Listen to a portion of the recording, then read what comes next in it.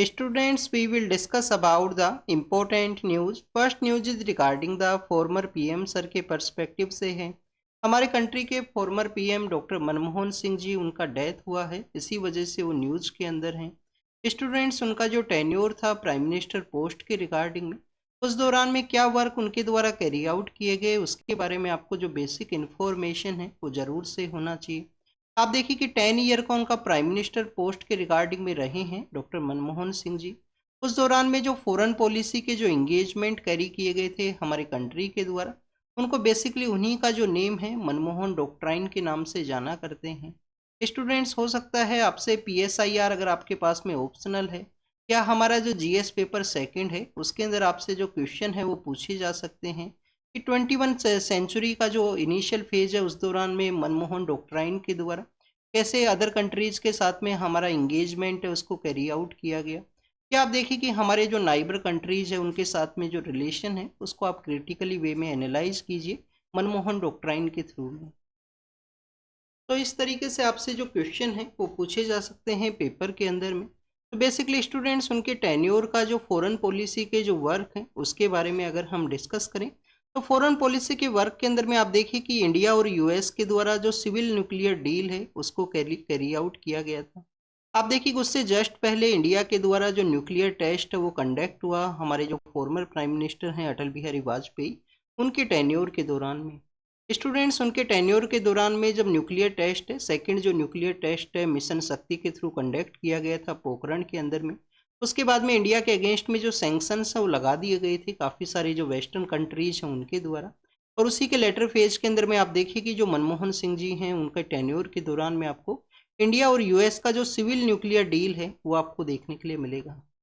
तो स्टूडेंट, जो civil nuclear deal है वो बेसिकली आप देखिए कि इंडिया के द्वारा ना तो NPT है उसको साइन किया गया, NPT को भी इंडिया के द्वारा नहीं रेटिफाई किया गया। इसके अलावा जो न्यूक्लियर जो टेस्ट को बैन करने वाली जो ट्रीटीज हैं वो इंडिया के द्वारा नहीं रेटिफाई की गई थी, बट इंडिया के साथ में US के द्वारा जो सिविल न्यूक्लियर डील है उसको कैरी किया गया। इंडिया के द्वारा आप देखिए कि जो इंटरनेशनल एटॉमिक एनर्जी एजेंसी है उसके इंडिया के जो न्यूक्लियर साइट्स हैं वहाँ पे विजिट के लिए अलाउ किया गया। तो बेसिकली आपको सिविल न्यूक्लियर जो डील है वो फर्स्ट एक अचीवमेंट है इनकी फॉरेन पॉलिसी का, आपको देखने के लिए मिलेगा। सेकंड, आप देखिए कि उसी समय में इंडिया के द्वारा जो यूनाइटेड नेशन सिक्योरिटी काउंसिल है उनके रिफॉर्म के पर्सपेक्टिव से जो G4 है उसको कॉन्स्टिट्यूट किया गया था। इंडिया जापान है एशिया के अंदर में, और जापान के साथ में जो स्पेशल जो रिलेशंस हैं वो आपको देखने के लिए मिलेंगे इनकी फॉरेन पॉलिसी के दौरान में। नेक्स्ट, आप देखिए कि जो अफ्रीका है, अफ्रीका नेक्स्ट सेंचुरी का जो बेसिकली एक इम्पोर्टेंट जो कॉन्टिनेंट है वो बताया गया है, चाहे एनर्जी सिक्योरिटी के पर्सपेक्टिव से हो या रेयर अर्थ जो मिनरल्स हैं उनकी रिगार्डिंग में। तो स्टूडेंट, 2008 के समय इंडिया और अफ्रीका का जो फोरम समिट है वो भी इनके टेन्योर के दौरान में ही कैरी आउट किया गया। इंडिया अफ्रीका जो फोरम समिट है, तो इंडिया अफ्रीका फोरन समिट है। फिर आपको लेटर फेज के अंदर 2015 के समय में जो प्रेजेंट प्राइम मिनिस्टर हैं उनके टेन्योर के दौरान में भी देखने के लिए मिलेगा। इसके अलावा स्टूडेंट, जो ब्रिक्स है उसके अंदर इंडिया का जो मेंबरशिप है, इंडिया के द्वारा ब्रिक्स है उसको ज्वाइन किया गया।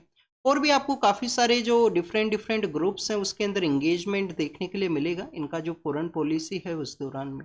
हमारे जो नाइबर कंट्रीज हैं उनके पर्सपेक्टिव से अगर हम डिस्कस करें, तो आप देखिए कि नाइबर कंट्रीज के अंदर अंदर में हमारा जो ईस्टर्न पार्ट ऑफ इंडिया है वहाँ पे इंडिया, म्यांमार और आप देखिए कि जो थाईलैंड है उसके रिगार्डिंग में बेसिकली जो एग्रीमेंट्स है उनको कैरी आउट किया गया था। अगर हम बात करें वेस्टर्न पार्ट के अंदर अफगानिस्तान से रिलेटेड, तो आप देखिए कि अफगानिस्तान को सार्क के अंदर एज ए मेंबरशिप के रूप से ऐड किया गया। इंडिया के द्वारा जो फाइनेंशियल सपोर्ट है, जो ह्यूमैनिटेरियन असिस्टेंस है उसको भी प्रोवाइड किया गया। स्टूडेंट, डॉक्टर मनमोहन सिंह का ही वो टेन्योर है जब सुनामी के द्वारा हमारा जो ईस्टर्न कोस्ट है उसको हिट किया गया था 2004 के समय। और आप देखिए कि उसके जो 20 ईयर्स हैं वो कंप्लीट हुए हैं। तो उस समय इंडिया के द्वारा किसी भी फॉरेन कंट्री से जो असिस्टेंस हेल्प है, जो फाइनेंशियल सपोर्ट है वो नहीं लिया गया था। इंडिया के द्वारा अपना जो इंडिपेंडेंट वे के अंदर में अपना ही जो वर्क है उसको कैरी किया गया, उसी के थ्रू रिहेबिलिटेशन है और जो एक्टिविटीज़ हैं उनको किया गया। इसके अलावा स्टूडेंट्स, अगर हम इनका जो प्राइम मिनिस्टर का जो टेन्योर है उस दौरान में कुछ इंपॉर्टेंट जो एक्ट्स हैं उनके बारे में डिस्कस करें, ये तो आप देखिए कि जो पॉलिटिकल डेवलपमेंट हमने डिस्कस किया। नेक्स्ट, अगर हम कुछ इंपॉर्टेंट जो एक्ट्स हैं उनके बारे में डिस्कस करें, तो इंपॉर्टेंट एक्ट आप देखिए, हम काफ़ी बार MG नरेगा के बारे में डिस्कस करते हैं। MG नरेगा के बारे में हम डिस्कस करते हैं जो कि हमारे रूरल एरियाज के अंदर में विदाउट स्किल के बेसिस पे कुछ डेज का जो एम्प्लॉयमेंट है उसको ग्रांट करता है। तो इनके टेन्योर के दौरान में एक मिनिस्टर हुआ करते थे, रघुवंश प्रसाद हैं, बिहार का एक रीजनल पॉलिटिकल पार्टी है उससे वो रिलेटेड पर्सन थे। तो उनके द्वारा बेसिकली जो एमजी नरेगा एक्ट है वो लाया गया। तो आप देखिए कि one of the important act है रूरल एरियाज के अंदर में। लिटिल बिट जो सोशल सिक्योरिटी का जो एक्ट है ये आपको देखने के लिए मिलेगा। इसके भी कुछ कंसर्न्स हैं। कंसर्न्स ये हैं कि विदाउट स्किल पे जो एम्प्लॉयमेंट है वो ग्रांट किया जाता है, तो अनस्किल जो लेबर फोर्स है वो इंडिया के अंदर प्रिपेयर होता है। नेक्स्ट आप देखिए कि राइट टू एजुकेशन है। राइट टू एजुकेशन है वो इन्हीं के टेन्योर के दौरान में आया था। राइट टू एजुकेशन का जो एक्ट है। राइट टू इंफॉर्मेशन है स्टूडेंट्स, राइट टू इंफॉर्मेशन है। और भी आपको काफ़ी कुछ जो एक्ट्स हैं, नेशनल फूड सिक्योरिटी एक्ट है, नेशनल फूड सिक्योरिटी एक्ट है वो भी आपको इन्हीं के टेन्योर के दौरान में देखने के लिए मिलेगा। मनमोहन सिंह जी का अगर हम बैकग्राउंड का जो डेवलपमेंट है, बैकग्राउंड के अंदर कौन कौन सा जो पोस्ट है उसके ऊपर ये रहे हैं, उनके बारे में अगर हम डिस्कस करें तो स्टूडेंट जो पंजाब यूनिवर्सिटी से है उनसे उनके द्वारा इनका जो एजुकेशन है वो कैरी किया गया। बाद में इकोनॉमिक सेक्टर के अंदर ही इनका जो वर्क है वो आपको देखने के लिए मिलेगा, जिसके अंदर आप देखिए कि कैम्ब्रिज के अंदर भी एजुकेशन लिया गया है। टीचिंग का जो लाइन है उसके अंदर ये एंटर करते हैं। बाद में इकोनॉमिक जो एडवाइजर हैं, पीएम का जो इकोनॉमिक एडवाइजर हैं उसके रूप से रहे थे। पीएम के इकोनॉमिक एडवाइजर के बाद में आप देखिए कि प्लानिंग कमीशन हुआ करता था। प्लानिंग कमीशन को भी एज ए मेंबर के रूप से सर्व किया गया। उसके लेटर फेज के अंदर आपको आरबीआई के जो गवर्नर हैं, हमारा रिजर्व बैंक ऑफ इंडिया है, उसके गवर्नर भी ये रहे।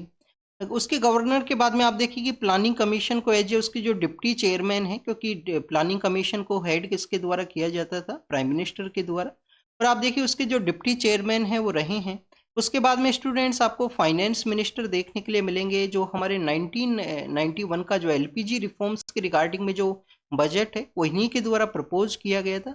एलपीजी आप देखिए एलपीजी जो रिफॉर्म्स है उसके रिगार्डिंग में वन ऑफ द इम्पोर्टेंट जो बजट है इकोनॉमिक सेक्टर का वो इनके द्वारा कैरी आउट किया गया। इनका जो फॉरेन पॉलिसी का जो टेन्योर है, जिसके अंदर में मनमोहन सिंह जो डॉक्ट्राइन है उसके थ्रू काफ़ी कुछ इंगेजमेंट्स को कैरी किया गया।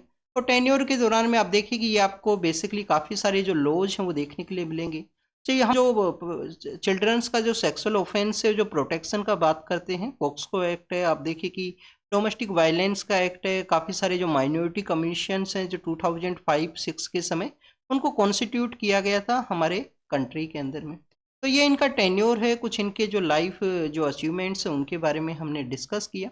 नेक्स्ट आप देखिए कि इंडियन नेशनल जो कांग्रेस पार्टी है उसका बेलागवी, जो कि आप देखिए कि बेलगाम इसका अर्लियर नेम हुआ करता था, कर्नाटका का ये पार्ट है। काफ़ी बार महाराष्ट्र और कर्नाटका का भी आप देखिए कि इसके रिगार्डिंग में जो कन्फ्लिक्ट है वो हुआ करता है। काफ़ी बार जो डिमांड्स है वो किया जाता है कि इस पार्ट को वहाँ पे ऐड किया गया, ये पार्ट महाराष्ट्र के अंदर होना चाहिए। कल्चर आपको वहाँ पे आपको जो मराठी कल्चर है वही आपको वहाँ पे देखने के लिए मिलेगा। तो बेलगाम सेशन की पर्सपेक्टिव से अगर हम डिस्कस करें तो आप देखिए कि 100 ईयर्स का जो समय है वो कंप्लीट हुआ है। 1924 के समय बेलगाम के वहाँ पे जो सेशन है वो कंडक्ट हुआ था कांग्रेस का। इसी वजह से वहाँ पे कांग्रेस का मीटिंग को कैरी किया गया है। आप देखिए कि 1924 के उस कांग्रेस सेशन को हेड किया गया था हमारे जो मोहनदास करमचंद गांधी हैं उनके द्वारा। ओनली सेशन है जो एम के गांधी के द्वारा हेड किया गया। इसके अलावा आप देखिए कि फर्स्ट ऐसा कौन सा सेशन है जिसके अंदर एम के गांधी हैं, उनके द्वारा कांग्रेस का जो प्लेटफॉर्म है उसके ऊपर वो अपीयर होते हैं। तो 1901 का वो कांग्रेस सेशन है कलकत्ता के अंदर में, जब फर्स्ट टाइम एम के गांधी हैं वो अपीयर होते हैं कांग्रेस प्लेटफॉर्म के ऊपर में। आप देखिए कि उस समय वो अफ्रीका के अंदर में थे, बट इंडिया के उस सेशन के लिए वो आते हैं।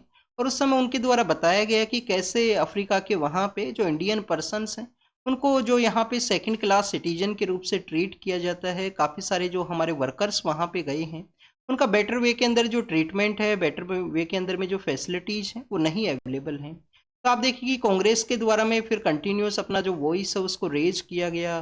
बाद में आपको स्वराज है, सूरत का जो कॉन्फ्लिक्ट है, वो काफ़ी कुछ आपको इस तरीके सेशंस के थ्रू देखने के लिए मिलता है।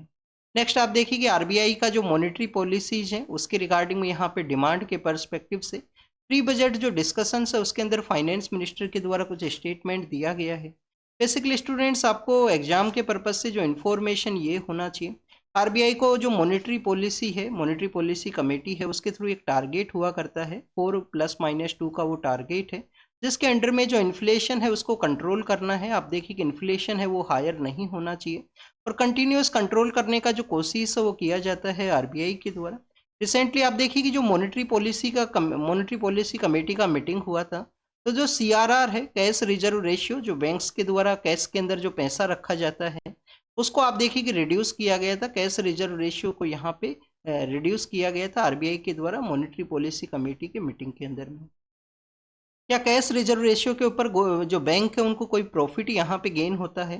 तो स्टूडेंट्स, कोई भी जो प्रॉफिट है वो आपको नहीं देखने के लिए मिलेगा। आप देखिए कि बैंक्स का जो प्रॉफिट है वो नहीं देखने के लिए मिलता है कैश रिजर्व रेशियो के रिगार्डिंग में।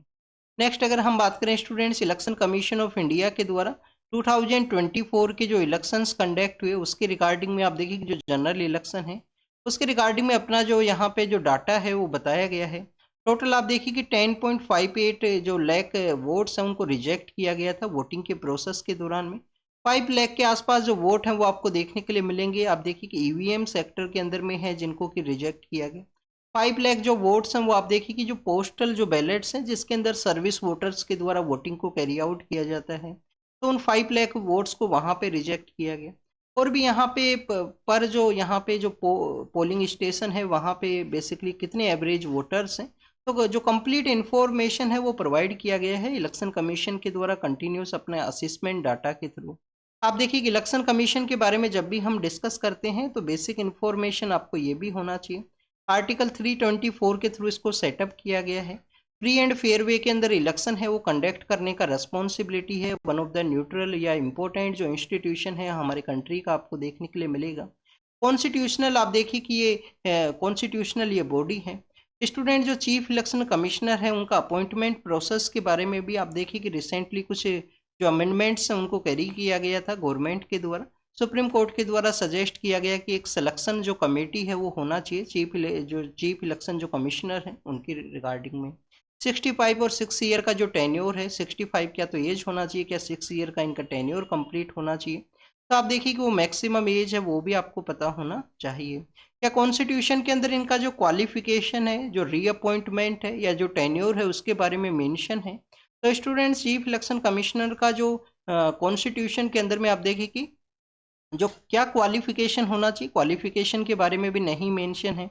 रीअपॉइंटमेंट का जो प्रोसेस है, क्या रीअपॉइंटमेंट करना है या नहीं करना है, तो उसके बारे में भी कॉन्स्टिट्यूशन के अंदर जो आपको मेंशन है वो नहीं देखने के लिए मिलेगा। तो ये बेसिकली आपका जो पॉलिटी का बुक है उसी के अंदर ये सभी इंफॉर्मेशंस मेंशन है। आपको जो जानकारी है वो जरूर से होना चाहिए क्योंकि एग्जाम के अंदर क्वेश्चंस ऐसे ही पूछे जाएंगे। अर्लियर फेज के अंदर सिंगल मेंबर बॉडी हुआ करता था।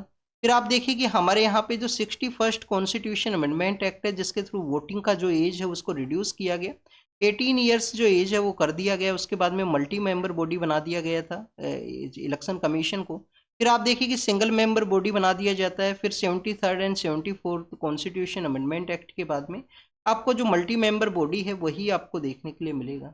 स्टूडेंट्स, पोलियो के कुछ केसेज हैं different different part of world के अंदर में। आप देखिए कि उनका दोबारा से जो इमरजेंस है वो हुआ है। काफ़ी डब्ल्यूएचओ के द्वारा जो सर्विलेंस है उसको कैरी किया जाता है। डब्ल्यूएचओ का जो टीम हुआ करती हैं, जो नोडल कंट्री है उसका कोई बॉडी होगा, उसके द्वारा आप देखिए कि कंटिन्यूस जो सर्विलेंस को कैरी किया जाएगा, जो सैंपल्स हैं उसको कलेक्ट किया जाता है।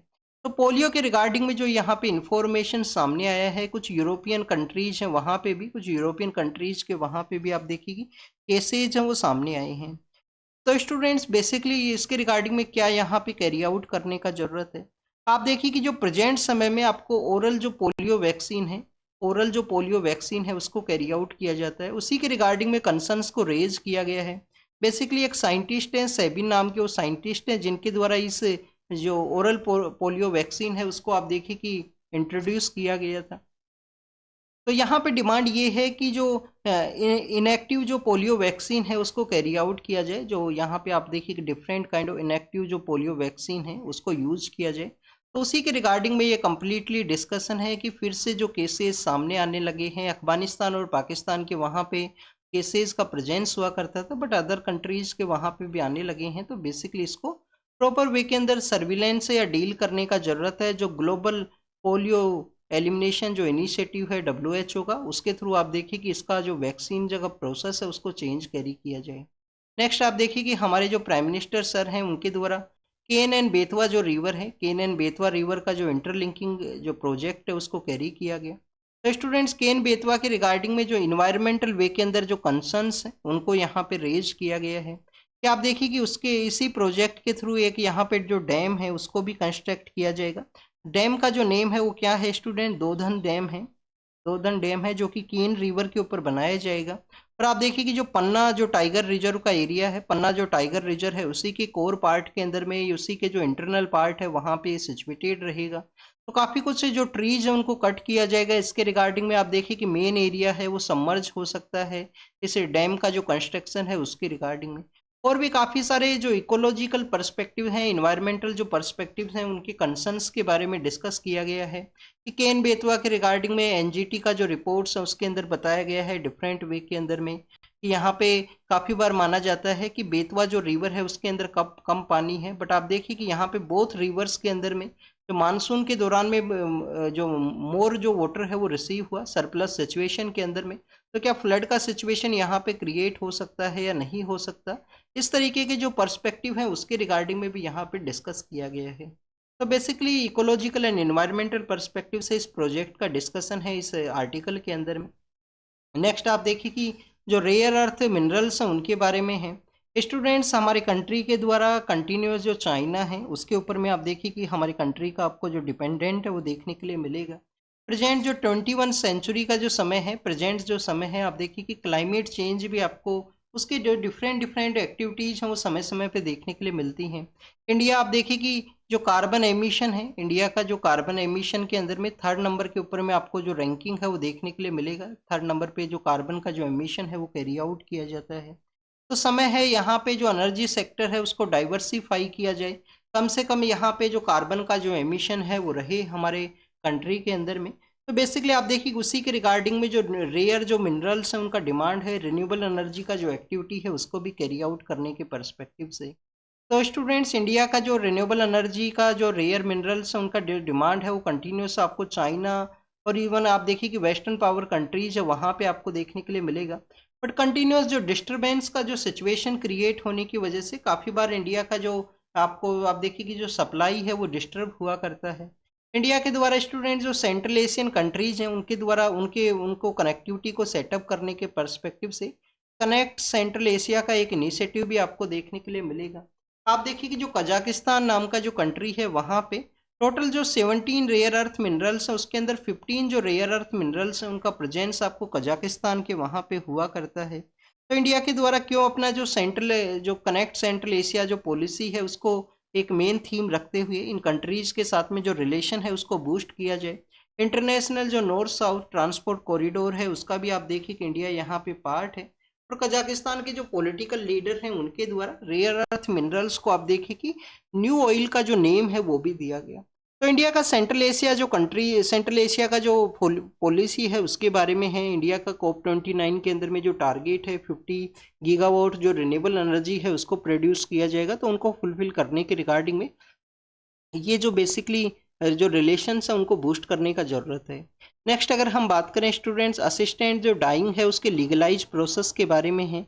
यूके के वहाँ पे डिसीजन लिया गया, ब्रिटेन के वहाँ पे अगर हम बात करें इंडिया के पर्सपेक्टिव से, तो स्टूडेंट्स इंडिया के अंदर में आपको common chaos versus of India case versus union of India case आपको देखने के लिए मिलेगा। Common chaos versus union of India का वो केस है।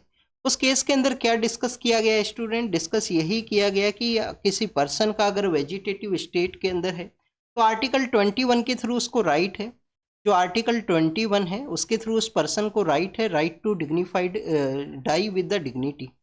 राइट टू डाई का यहाँ पे जो राइट है वो दिया गया है, right to die with dignity. अब बेसिकली ये राइट टू लाइफ जो हमारा आर्टिकल 21 है उसी के पार्ट के अंदर रखा गया है। बट आप देखिए कि इंडिया के अंदर में जो राइट टू डाई है वो बेसिकली पैसिव स्टेट के अंदर दिया गया है। एक्टिव स्टेट के अंदर आपको नहीं देखने के लिए मिलेगा कि यह हेल्दी पर्सन है, किसी तरीके का कोई प्रॉब्लम नहीं है और वो यहाँ पे सुसाइड करे और उसको बेसिकली स्टेट के द्वारा कैरी आउट किया जाए, क्योंकि उसके पास में राइट टू डाई का कॉन्सेप्ट है। तो एक्टिव स्टेट के अंदर नहीं है, पैसिव स्टेट के अंदर है। अरुणा शानबाग जो केस है उसके बारे में आपको जरूर से रीड करना। अरुणा शानबाग केस के अंदर पैसिव यूथेनेसिया है, उसको किस तरीके से कोर्ट के द्वारा बेसिकली आप देखिए कि कोर्ट किया गया था, कोर्ट के द्वारा उसको मेंशन किया गया।